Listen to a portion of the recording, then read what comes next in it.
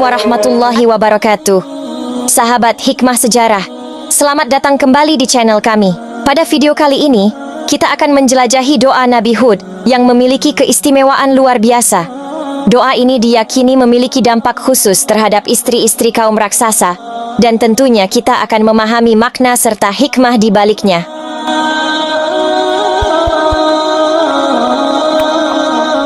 Nabi Hud diutus oleh Allah untuk menyampaikan peringatan kepada kaum Ad yang memiliki postur raksasa dan kekuatan luar biasa. Kaum ini dipimpin oleh raja setinggi 100 siku, hidup dalam kemegahan dan keangkuhan. Hud dengan tekad dan keberanian mencoba memimpin mereka ke jalan kebenaran. Namun, kaum Ad yang sombong menolak untuk meninggalkan penyembahan berhala. Hud memohon kepada Allah agar wanita-wanita mereka dimandulkan sebagai tanda peringatan. Raja Jalian merasa terancam, menentang Hud dengan keangkuhan. Hud terus mengajak mereka menuju tauhid, tapi kebimbangan muncul saat istri-istri kaum Ad mengeluhkan mandul. Allah memberi peringatan terakhir kepada Hud. Beritahukan kaummu bahwa angin membinasakan akan datang jika mereka tidak bertaubat. Keangkuhan kaum Ad memuncak, dan saat hari raya tiba, Hud menghadap mereka. Meskipun dihadapkan pada kekuatan dan kemegahan, Hud berteriak, "Beribadahlah hanya kepada Allah Tuhan kalian."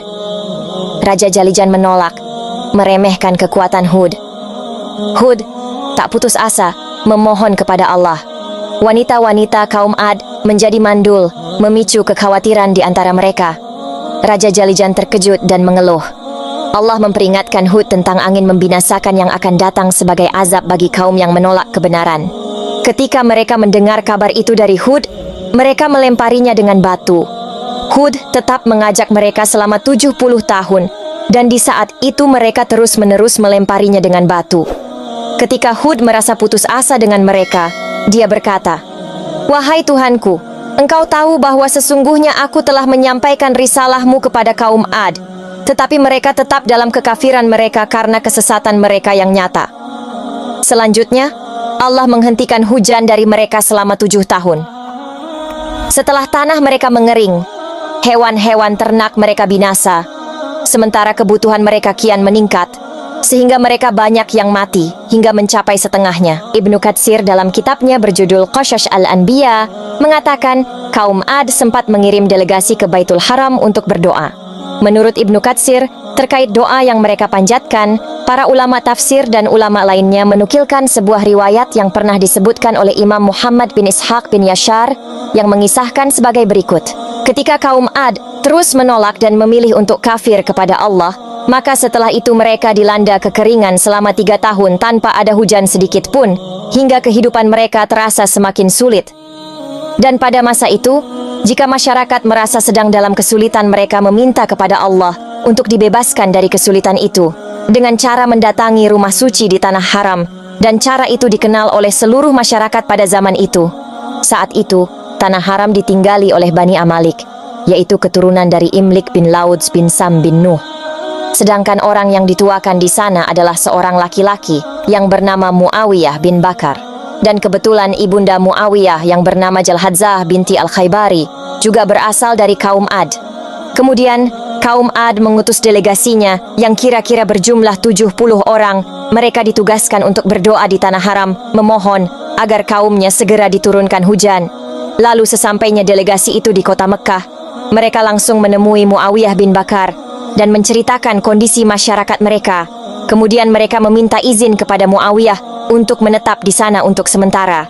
Hanya saja, di sana mereka dihidangkan dengan minuman keras dan mendengarkan senandung nyanyian dari 2 orang penyanyi wanita yang memang disediakan oleh Muawiyah. Setelah 1 bulan mereka di sana, dan Muawiyah merasa sudah terlalu lama menjamu mereka, ia juga tidak enak hati dengan para penduduk haram lainnya, maka ia berkeinginan agar para delegasi itu segera pulang. Tapi tentu saja ia juga tidak sanggup untuk mengusir para delegasi itu secara langsung. Maka ia pun membuat syair yang menyinggung mereka agar segera pergi, dan menyuruh 2 orang penyanyi wanitanya untuk melantunkan syair itu di hadapan mereka. Isi syair tersebut antara lain, "Hei orang-orang yang meminta jawaban, sadarlah dan bangunlah, berdoalah kalian, semoga Allah mengirimkan mendung esok pagi, hingga bumi Ad dapat terkucurkan dengan hujan, Kaum Ad sudah tidak mampu berkata-kata lagi akibat kehausan. Kita tidak ingin kehilangan para orang tua, begitu juga anak-anak kecil dan kaum wanita. Kemarin mereka masih dalam keadaan baik-baik saja, namun sekarang para wanita harus menjadi janda tanpa harta. Kekejaman itu telah datang kepada mereka terang-terangan, tidak takut dengan panah-panah kaum Ad yang terhunus. Dan kalian di sini hendak mengubah keadaan itu, namun siang dan malam silih berganti kondisi tetap sama. Karena delegasi yang diutus tidak mampu menyelesaikannya, hingga tidak mendapatkan penghargaan dan ucapan selamat. Setelah mendengar senandung itu, para delegasi tersadar dengan tujuan utama mereka datang ke tanah haram. Maka mereka segera bangkit dan berangkat menuju rumah suci untuk mendoakan kaum mereka.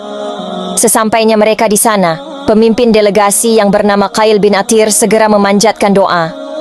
Setelah doa itu dipanjatkan, Allah menyiapkan 3 awan bagi mereka, awan putih, awan merah, dan awan hitam. Kemudian suara dari langit berseru kepada pemimpin delegasi itu, "Pilihlah salah satu dari awan ini untukmu atau untuk kaummu." Pemimpin delegasi itu segera menjawab, "Aku memilih awan hitam, karena awan hitam adalah awan yang paling banyak menyimpan air." Maka dikatakan lagi kepadanya, "Kamu telah memilih awan yang penuh dengan debu dan menghanguskan, awan yang membuat seorang ayah lari ketakutan dan tidak lagi memperhatikan anaknya, awan yang akan membuat semua kaum Ad binasa, kecuali mereka yang berada di kediaman Bani Laudzah, yakni sekelompok orang dari kaum Ad yang tinggal sementara di kota Mekah. Mereka tidak merasakan azab yang ditimpakan kepada kaum mereka di kampung halaman, dan mereka itulah beserta keturunannya yang menjadi kaum Ad generasi kedua." Muhammad bin Ishaq melanjutkan, "Setelah dipilih oleh Qail bin Atir, awan yang berisikan azab itu bertiup menuju pemukiman kaum Ad. Melihat awan itu, kaum Ad terlihat bergembira.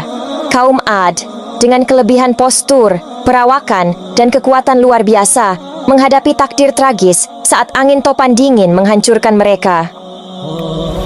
Nabi Hud, utusan setelah Nuh, berasal dari kabilah Ad di pegunungan pasir Al-Ahqaf, wilayah Yaman yang menawan.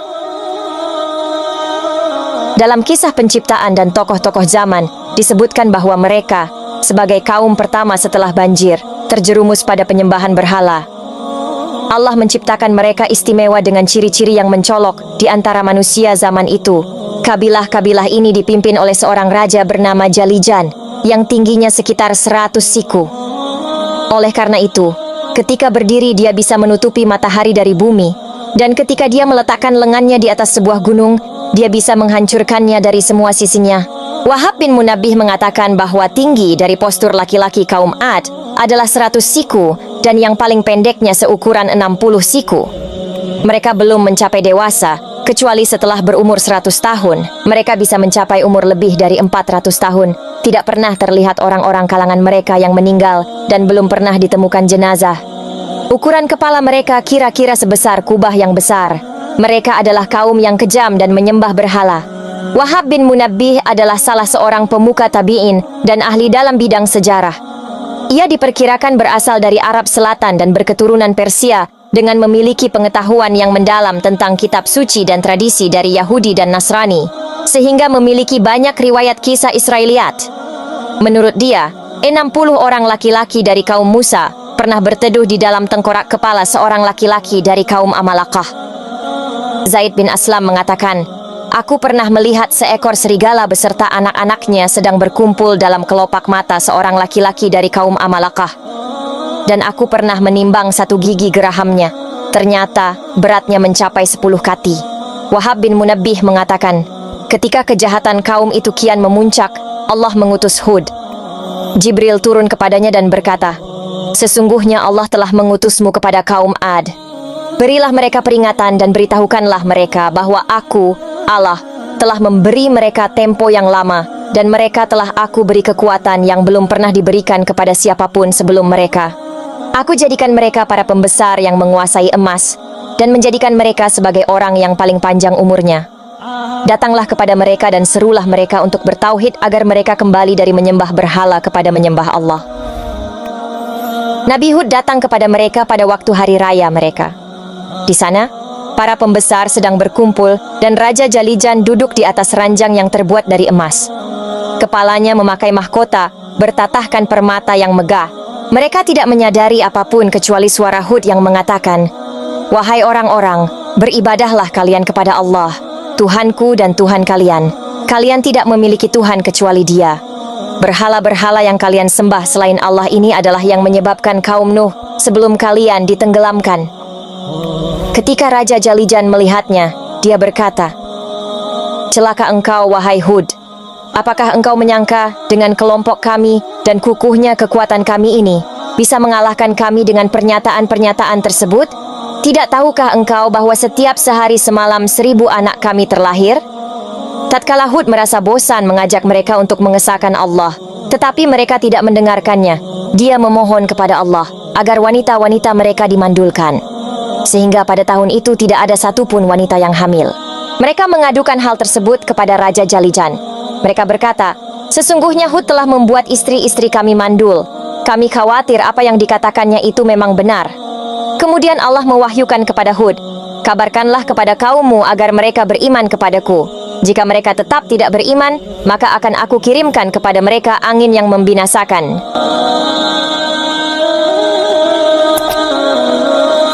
Terima kasih telah menyaksikan video ini. Semoga doa Nabi Hud menjadi inspirasi bagi kita semua dalam menghadapi ujian hidup. Jangan lupa like, share, dan subscribe untuk konten-konten Islami lainnya. Sampai jumpa di video berikutnya, dan semoga kita semua selalu dalam lindungan Allah Subhanahu wa Ta'ala. Wallahu a'lamu bissawab. Wassalamualaikum warahmatullahi wabarakatuh.